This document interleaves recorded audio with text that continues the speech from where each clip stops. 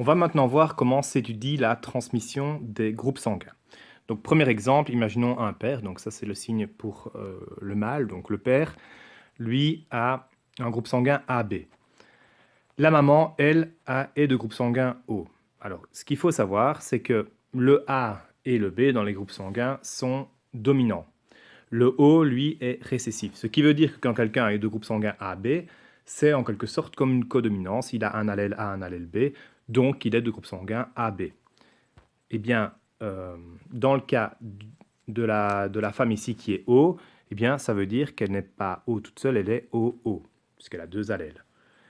Ce qui veut dire que dans mon tableau de croisement, donc j'aurai des gamètes pour le garçon, j'aurai des gamètes A et des gamètes B. Pour la femme, j'aurai des gamètes O et des gamètes O.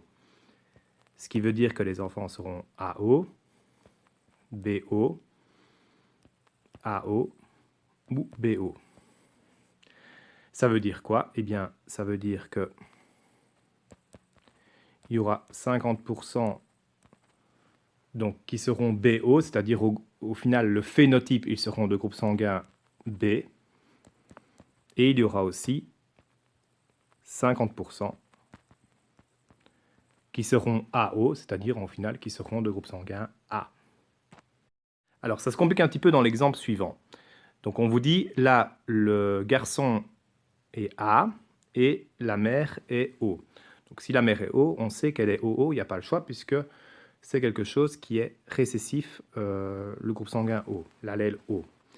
Alors, attention ici que le garçon, il est A, il y a deux possibilités. Soit il est AA, soit il est AO. Donc, comme on ne sait pas, eh bien, il faut faire les deux possibilités.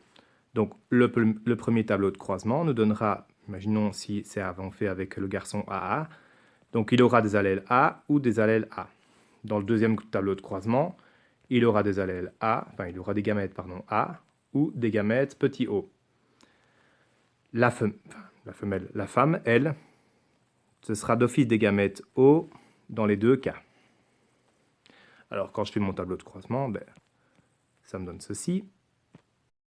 On obtient donc les tableaux qui sont ici. Donc dans le premier cas, si le père est AA, eh bien on voit clairement qu'ils n'auront que des enfants qui sont A, de groupe sanguin A, qui auront comme génotype le génotype AO, mais le groupe sanguin, vu que le A est dominant, le groupe sanguin sera A.